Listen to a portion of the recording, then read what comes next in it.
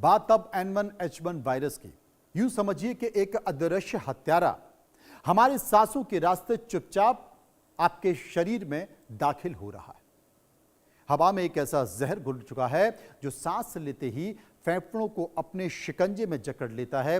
अस्पतालों के गलियारों में स्ट्रक्चरों की आपाधापी मची है।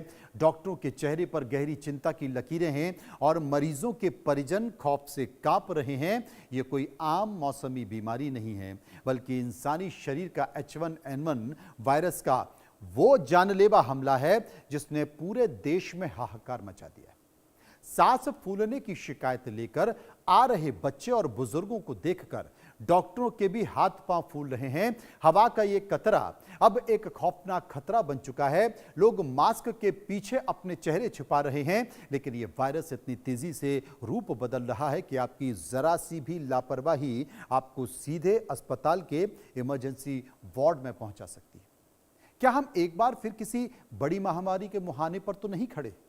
क्या हमारा स्वास्थ्य ढांचा इस खौफनाक हमले को झेलने के लिए पूरी तरह से तैयार है? ये तमाम सारी चीजें और इसी के मद्देनजर मैं समझिए.com में इस मुद्दे को लेकर आया हूं, क्योंकि देश भर में H1N1 यानी कि स्वाइन फ्लू के मामलों में बहुत ही जबरदस्त उछाल आई है और यह उछाल चिंता का रूप ले चुकी है। आंकड़े इतने भयानक हैं कि स्वास्थ्य मंत्रालय जेपी नड्डा ने बैठकर इस पर एक गंभीर बैठक की है। तमाम राज्यों तक उसको लेकर एडवाइजरी जारी की है और तमाम राज्यों की राजधानी में हड़कंप मचा हुआ है। पिछले महज 24 घंटे के भीतर रिकॉर्ड 300 के आसपास कंफर्म मामले दर्ज किए गए हैं, जिसके साथ ही देश में कुल संक्रमितों का आंकड़ा 3000 को पार कर चुका है। जो तमाम पिछले और निचले इलाके हैं, ग्रामीण इलाके हैं, वहां से तो डेटा अब तक आया ही नहीं है। सबसे खौफनाक स्थिति देश की राजधानी दिल्ली की है, जहां पिछले कुछ हफ्तों में H1N1 के मामलों में अचानक से 8 से 10 गुना की वृद्धि हो गई। अस्पतालों का आलम यह है कि आम जनता तो दूर, शासन प्रशासन चलाने वाले बड़े बड़े नेता मंत्री भी इस वायरस की चपेट में आकर आईसीयू में, वार्डों में भर्ती हैं। वीआईपी वार्ड से लेकर सामान्य इमरजेंसी तक हर जगह सिर्फ ऑक्सीजन सिलेंडर और नेबुलाइजर की मांग बढ़ गई है। मौसमी बदलाव और हवा में बढ़ती नमी के कारण वायरस की संक्रामकता इतनी उग्र हो चुकी है कि घर के किसी एक सदस्य को संक्रमण होते होते पूरा परिवार बिस्तर पर पड़ जा रहा है। जब भी H1N1 वायरस अपना सिर उठाता है तो दुनिया के सबसे खौफनाक काले अध्याय की यादें ताजा हो जाती है।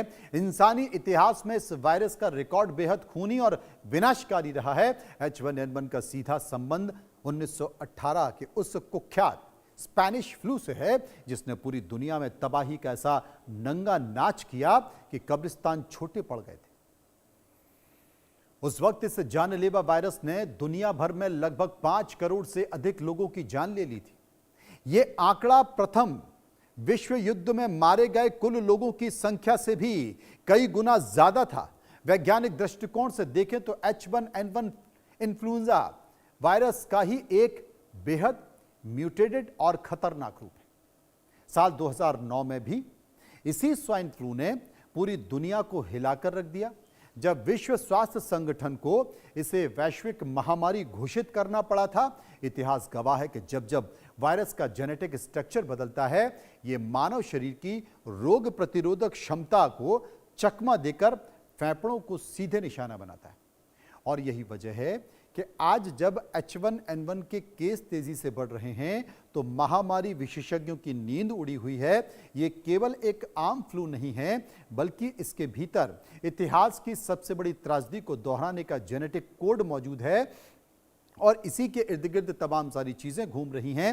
H1N1 इन्फ्लुएंजा एक अत्यधिक संक्रामक रेस्पिरेटरी इन्फेक्शन है जो इंसान के श्वसन तंत्र पर हमला करता है। जब कोई भी संक्रमित व्यक्ति छींकता है, खांसता है, तो उसके मुंह और नाक से निकलने वाली सूक्ष्म बूंदें हवा में तैरने लगती हैं। यदि कोई स्वस्थ व्यक्ति इस दूषित हवा में सांस लेता है तो किसी संक्रमित सतह को छूने के बाद अपने हाथ, नाक और आंख पर लगाता है तो यह वायरस पल भर में उसके शरीर में प्रवेश कर जाता है। इस वायरस का इंक्यूबेशन पीरियड बेहद कम होता है, यानी कि संपर्क में आने के 1 से 4 दिनों के भीतर ही मरीज गंभीर तौर पर बीमार हो जाता है।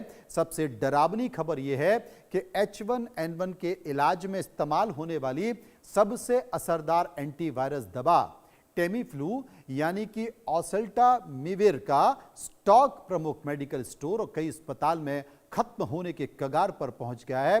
दवा बाजारों में कालाबाजारी की आशंका बढ़ गई है।